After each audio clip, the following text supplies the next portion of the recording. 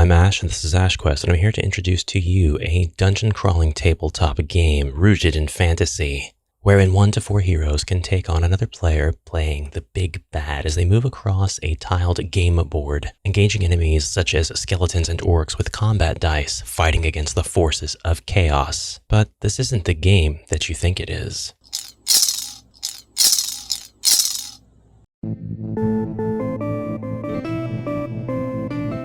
Here's an easy question for you. What's the most popular pen and paper role-playing game in the world? Okay, here's a slightly tougher question. What's the most popular pen and paper tabletop role-playing game in Germany? If you guessed Dungeons & Dragons, again, you'd be wrong. It's actually Das Schwarze Auge, of which the first edition was released in 1984, a great year to be born, by the way. And in 1992, speculated to be somewhat in response to the rising success of tabletop dungeon crawling phenomenon HeroQuest, we got, would you believe it, a board game and 2 expansions based on the Dark Eye gaming system. There are a ton of pieces of media out there once you start digging. Books, mobile games, console and computer games, all based in the world of Aventuria. But most of you watching this video know about the Dark Eye in a somewhat second-hand manner. From 1992 all the way up to 2022, we see various releases, and we even got 1 edition of the TTRPG here in the States. I think the 3rd edition is when it got published here. But you know the Dark Eye from the tabletop dungeon crawling game called Das Schwarze Auge, die Burg des Schreckens, otherwise known as Dark World, a game in which you are the last hope and the final battle begins. Dark World was released by Mattel in 1992, is for ages 10 and over, and requires 2 to 5 players with some assembly required, and this assembly will be required every time you unbox to play the game. The back of the box continues our timely trend of 3 to 4 young boys of different hair colors gathered around a table, clearly not actually playing the game that's presented in front of them. I mean, just look at their seat placement. Dumb kids. You can tell it's Mattel. For many years, Korak, the Cobra Nemesis, had used his vast army of monsters to spread chaos and destruction throughout the known world. He seized kingdoms, destroyed villages, and spread terror in many lands. Into this dark world came 4 brave adventurers, princes of their race, grimly determined to destroy Korak and his evil hordes or perish in the attempt.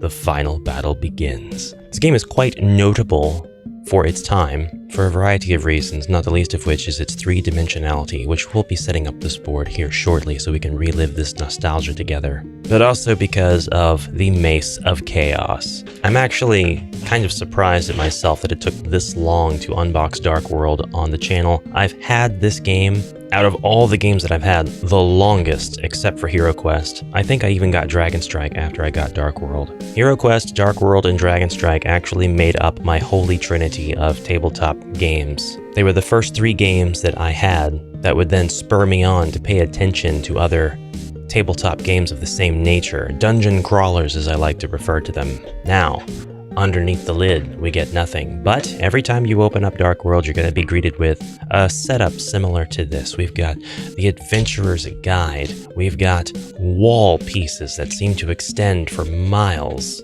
And we've got the doors attached. And big shout out to the producers of the game for making doors that don't break after 3 uses.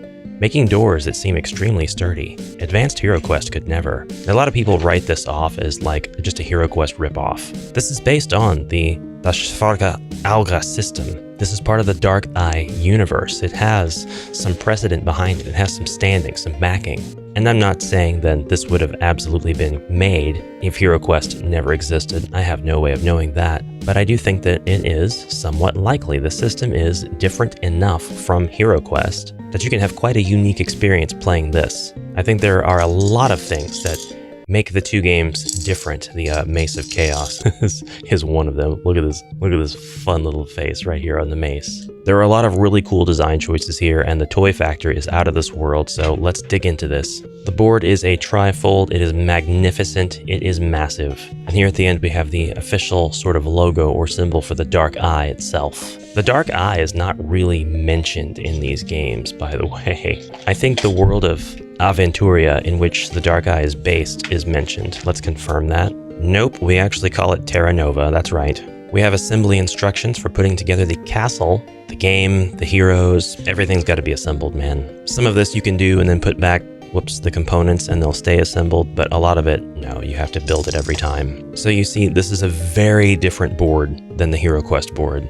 This is not a board on which you can play multiple separate different campaigns. There is one way, really, to play Dark World, and it is one sort of scenario. Switch to a slightly wider lens so I can actually give you the full view here. You can see your rooms are numbered, or maybe you can't see that, but we have a lot going on. Let's just start from the beginning. Here's where the adventurers are actually going to start their adventure. You have a place to place your card deck. You have our spots for our 4 adventurers to line up. We have a healing pool, and we have a place that they'll teleport to whenever they die later in the scenario.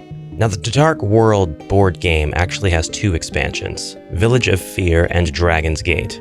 Village of Fear is maybe like 2/3 the size of this game. It has a board all its own, and it's basically a standalone game. You don't need Dark World to play Village of Fear at all. It's called an expansion, but it is a standalone game. And it is designed, actually, if you want to play all of the expansions and base game as a campaign, to be lined up with the Dark World board. So it's about 2/3 the size. And then the last expansion is called Dragon's Gate, and that too can be played as a standalone game. It is probably the poorest of the 3 experiences, I would say. It takes up the last little 1/6 right here. In other words, Dragon's Gate would go here, Village of Fear would go here, and then you've got your main Dark World board. And the way that you play these as a campaign is you actually start by playing Dragon's Gate.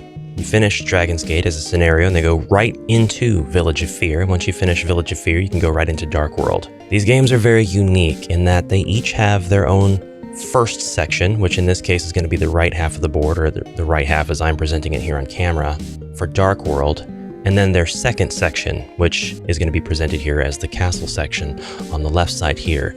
They're separated by this nice thick black line. But all 3 of the games have this sort of system where, as long as you're in the first half, if your players die, they just get sent back to the beginning. They get a little bit of health back, and then they can play again. And this can happen infinitely, but there is a point of no return, and for Dark World it's going to be when you enter this throne room, when you reach the castle. Once you step past that gate, which I think is actually right here, and you die, it's game over, for real, like you'll die in real life. All 3 of these games have this mechanic where it's fine to lose over and over again. The game is still going to progress because the forces of evil are going to slowly dwindle away. But everything that's on this side is its own standalone experience. So as soon as you cross this threshold, now the real challenge begins. Who is going to be left standing, if anybody? Dragon Strike and especially Dark World are hailed as HeroQuest ripoffs, which I think is very unfair because each one of the games has its own very special place. And they are 3 very different experiences. Yes, they have boards with tiles on them.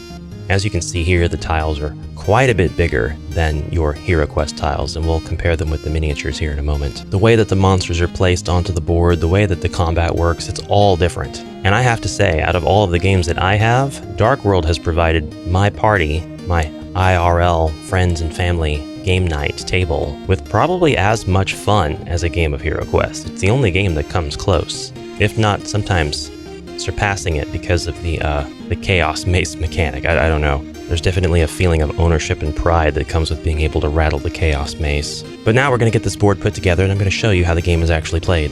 This is old school toy put together laws here, but they make these like little pegs with the cross shapes, and you'll always see stress lines on these. Buying this stuff secondhand these days, because when you're pulling the stuff apart as a kid, you're bound to be pulling at these rods the wrong way, which can damage them, beyond repair. Pro tip, do all of this ahead of time if you're going to be inviting people over to play. Now we can put on the doors very carefully.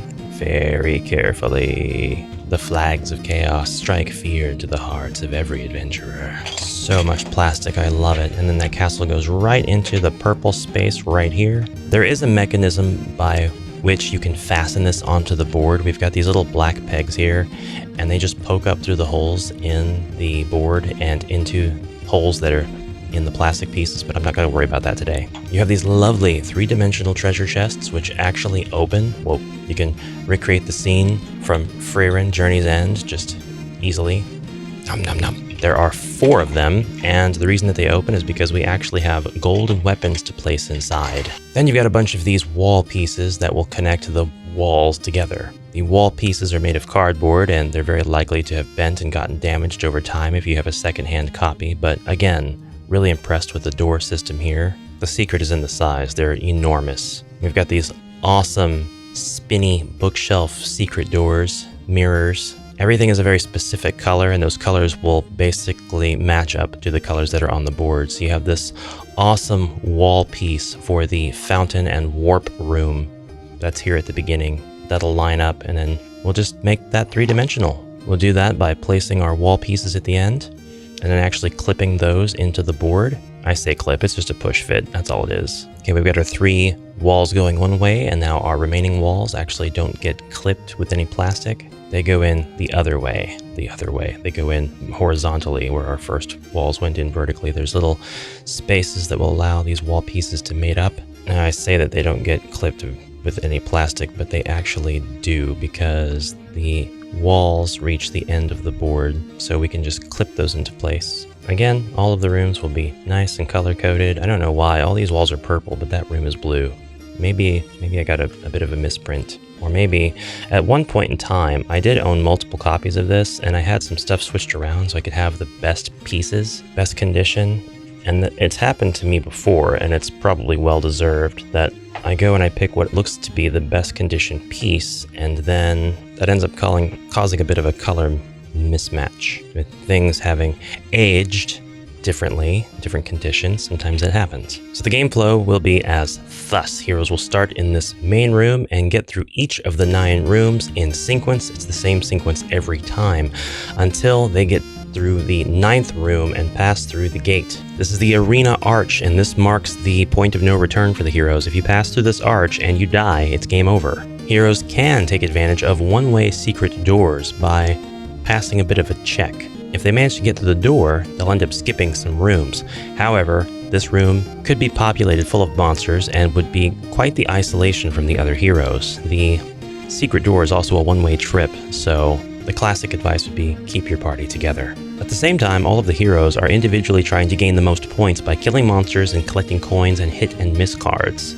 Korak is the dungeon master of this game and uses his monsters to defeat the heroes. So this is for 2 to 5 players, 1 player playing the heroes, the other playing Korak. A player may play 1, 2, 3, or all 4 heroes, and you can have 5 players if you have 4 players playing 1 hero each and 1 player playing Korak, in typical asymmetrical dungeon crawler game fashion. It's miniatures time.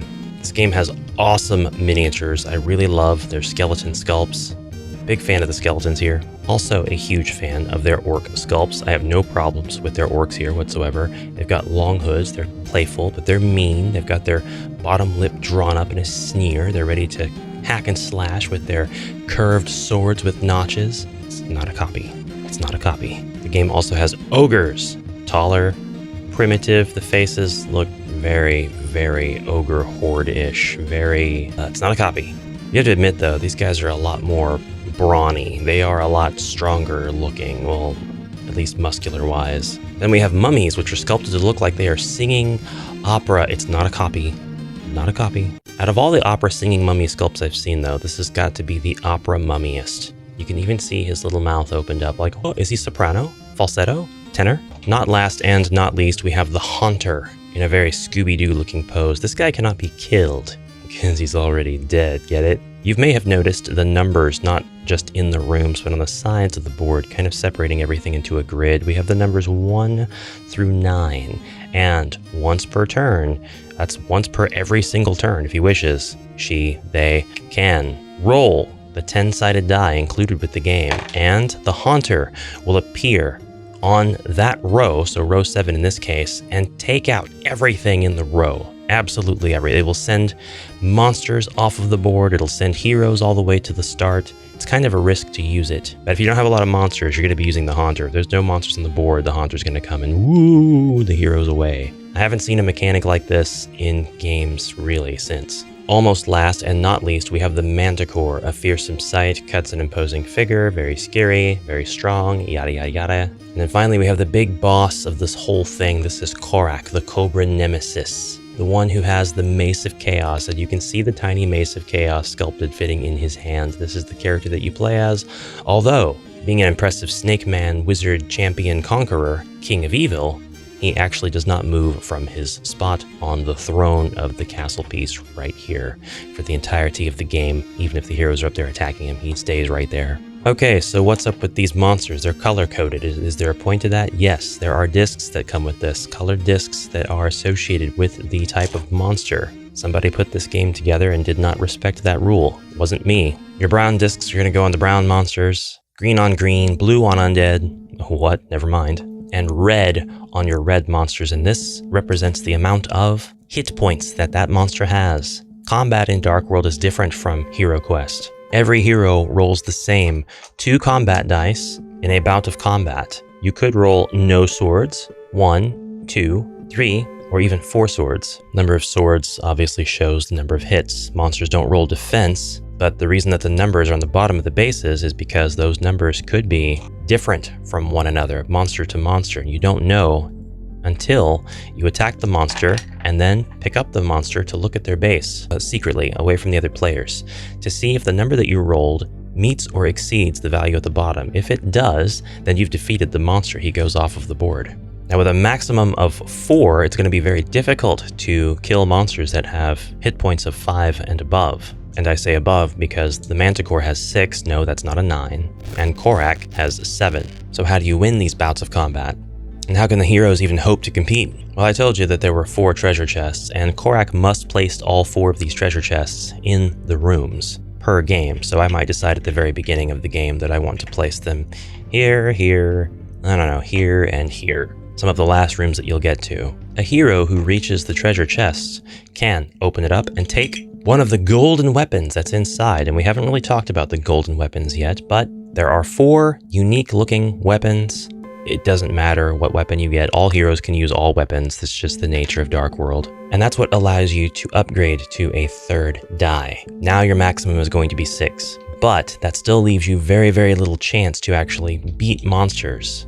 Roll a successful number against strong monsters. That's where the hit and miss cards come in. Dark World is kept very simple with the inclusion of the hit and miss cards. Each player is given a number of these to start the game with, and there are ways to earn more. But basically, you're going to keep these secret in your hand, and you will either have hit cards, which will guarantee an extra hit on your enemy, or miss cards, which will guarantee that the enemy misses you for 1 point of damage per card. You're going to apply whatever hit or miss cards that you're going to use before you check the monster's base to see how many hit points they have. Of course, this means it's possible to vastly overestimate what that monster could have, which is a fun little mechanic because, like I said, the monsters can actually vary wildly even in the same group on how many hit points they have. So the strategic thing to do would be to attack the monster first, check the base, don't use any cards at all, check the base, and then see how many hit points he actually has. You might even slay him without using any cards. Then once you know, you can choose to continue engaging that monster or run away from it entirely and let other players try to attack it and try their luck while you are competing to get the most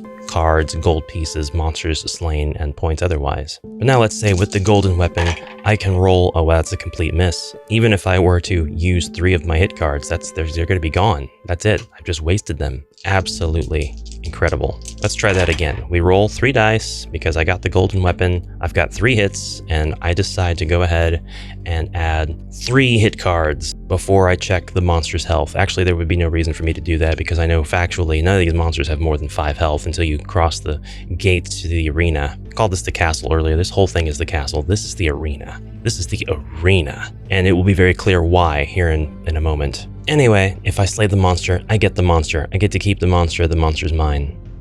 I also get to take a gold coin. The gold coins are variable. They are here. Dark eye icon on one side, actual value on the other. Some of them are worth 1, some are worth 2, all the way up to 5. So the value varies wildly. It's kind of like a game of Mario Party. You really have no idea how well somebody is doing till the game literally is over. And the hero also takes a new hit or miss card. He doesn't know which one it's going to be. He's drawing from a deck of cards here. What sucks about this combat, and you might have ascertained this from my example, is if you don't, in this case, meet or exceed the 4 hit points of this ogre in your attack, this ogre's not losing any hit points. There's no hit points at all lost. The ogre survives with all 4 of his hit points. You might have rolled 3, didn't use any cards, and you attack him for 3, but he's not at 1 now. He still has all 4, and he's going to survive into the next combat round.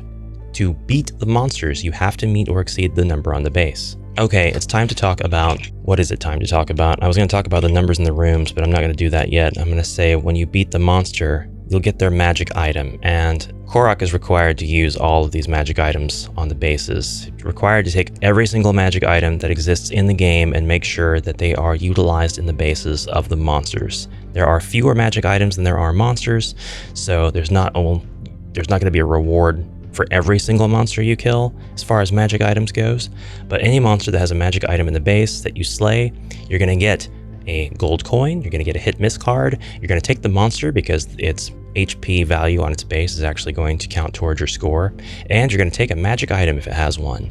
There are a few different magic items in the game, and you have a lovely, lovely player board, the sticker of the same color as the hit point wheel on your hero's base. So we've got red, green, blue, and yellow as always. We've got a place for you to put your cards, your magic items. You're able to keep 2 of them. Your gold coins, which will line up nicely here till the end of the game. Your hit and miss cards will actually go into these 2 divider areas here.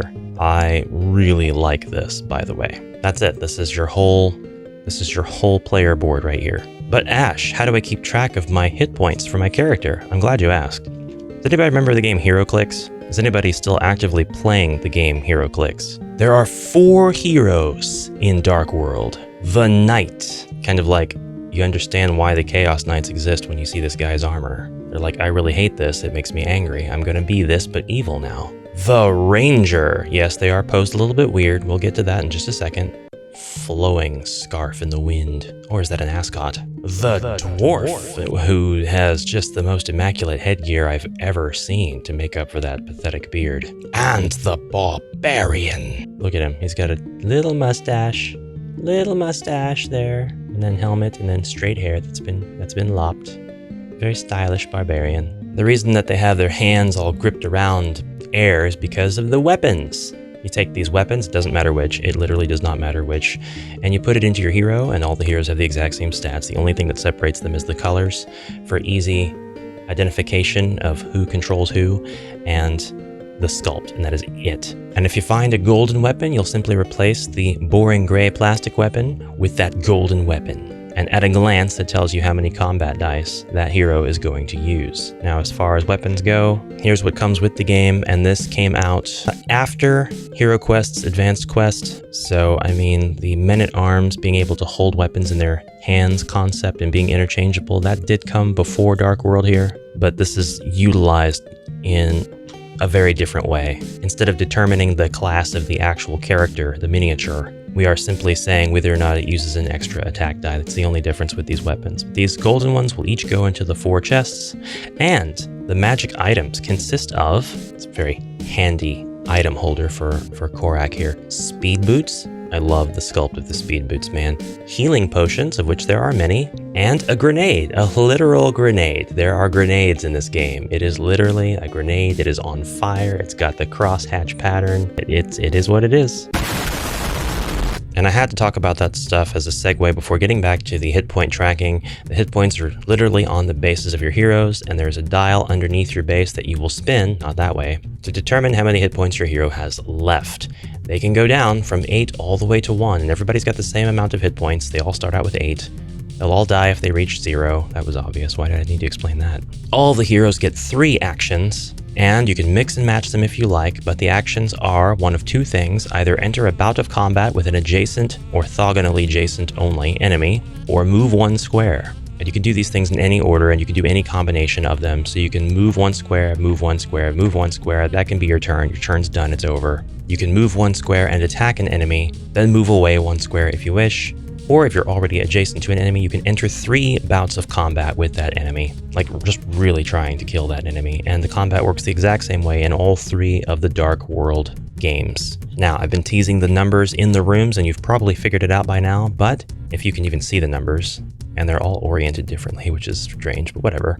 Well, they're oriented the direction that the heroes are supposed to move in, but it looks weird from this perspective. This room has a 5. Any guesses as to what that means? It means that Korak, the dungeon master of the game, is allowed to look at the bases of his monsters, or hers or theirs, and take them and say, I have monsters equal to or less than this number, I'm going to place them in this room. Now when a hero enters, the hero knows that this is either a combination of 4 and 1, or 3 and 2, or 2 and 3, or 1 and 4. So the hero kind of has a gamble they can take as to which monster they're going to approach first. And obviously in the lower rooms you have smaller numbers, so this ogre with a total health of 3, even though that's the wrong chip to be putting in the base, there is a brown chip with a 3, so it's not that big of a deal. He can go anywhere in this room. As soon as the hero opens the door, Korak can place the enemy down, and all the heroes will know that this monster is going to have between 1 and 3 hit points. Okay, there are more monsters than there are combinations of monsters to place in these rooms, and the heroes get to keep the monsters that they slay.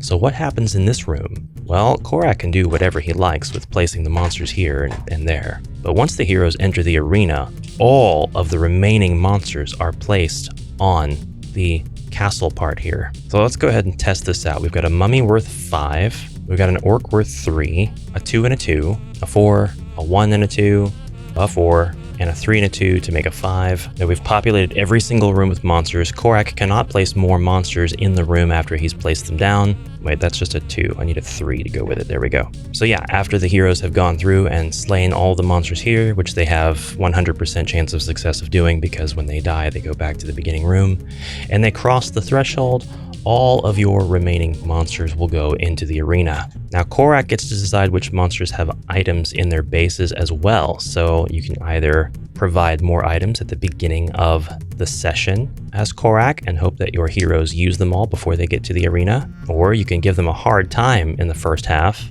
and provide them with the items after they go through the door, which again is useless since they definitely can just repeat as many times as they wish. You can place these monsters anywhere on the castle, and then you have this whole gauntlet. Now, notably, the Haunter cannot reach this part of the game. There's no Haunter in the arena, so there's no worries of the Haunter coming through and taking out your soldiers. But in a nutshell, that's Dark World. Heroes start here, and then traverse through the rooms one at a time, taking out the predetermined amount of monsters with their predetermined amounts of hit points till they get to the arena. Then they can split off if they wish, and yes, each one of these rectangle squares represents a tile on which they can travel, moving up and onto the castle, fighting off the swarm of enemies until they get to the dreaded Manticore, which they must best before they can fight Korak himself. Magic items can be used without taking any of your 3 actions. As I said, you have healing potions, speed boots, and fireball grenades, which are hilarious. You may own up to 2 magic items at a time. They can only be used once, then they are discarded into the castle pit, never to make a return again. You can't use them during Korak's turn. They can only be used during the hero's turn. Monsters can't use magic items. A healing potion will restore a hero's strength all the way to their 8-point mark. It just completely revitalizes them. The speed boots allow you to take 1 extra turn of 3 actions. Very, very valuable. Basically, if you have speed boots as an item, you can take your 3 actions, use your speed boots, and take another 3 actions. This means you can move 6 spaces, attack 6 times, or do any combination of attacks and movements in any order you wish. And if you have both of your magic items as speed boots, that's 9 things you're going to get to do. And then the fireball grenade is going to do 3 hits of damage to a target square and 2 hits of damage to each adjacent square, but not through walls. A hero will suffer 2 points of damage if they are caught in the crossfire, and the grenade must be thrown 2 squares away. It's too heavy to throw any further away, so if we open this door and we have our hero on one side and our monster on the other, the hero can absolutely throw the grenade at this monster. It will suffer 3 points of damage, and all the monsters in adjacent orthogonal spaces will suffer 2.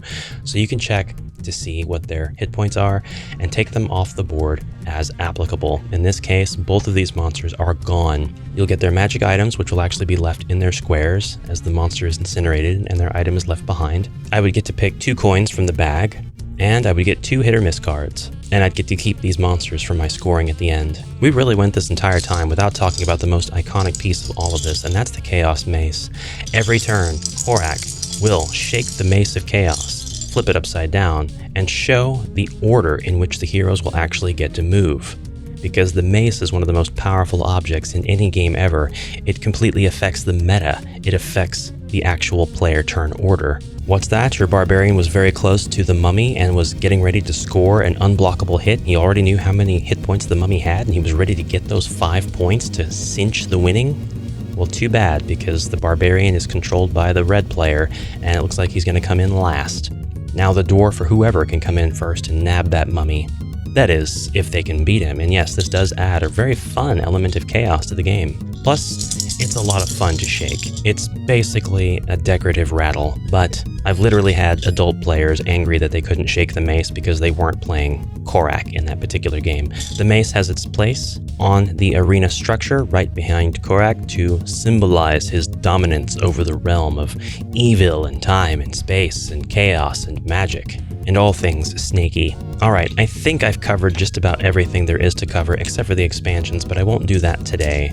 The expansions are, again, Village of Fear, which is kind of hard to get, but is super worth it. It is a fantastic game. It has all kinds of toy value. It is a ton of fun. Village of Fear is in my top 5 as far as games that I've played at my particular configuration of people in real life and the amount of fun that we've had. It is a fun game. Then there is Dragon's Gate, which is impossible to get. As of this video, I think I have 7,040 something subscribers, and I bet maybe one of you, to statistically maybe 0 of you, have Dragon's Gate. It's extremely hard to get. It's not that it's expensive, although it is if you can find it, but the issue is that it's just not anywhere to be found. You can't find it. 99% of the time when you look on eBay, it's not there. Sometimes you'll find a hero or a game piece from the game, but most of the time it's just not there at all. So it's a good thing I have it. But anyway, I will see you, brave adventurers, in the next exciting adventure. I hope that you will fare well until next again we meet. Until then, onward. And please comment what you like down below and consider joining the Patreon, the YouTube membership, all that crap. See ya. Bye.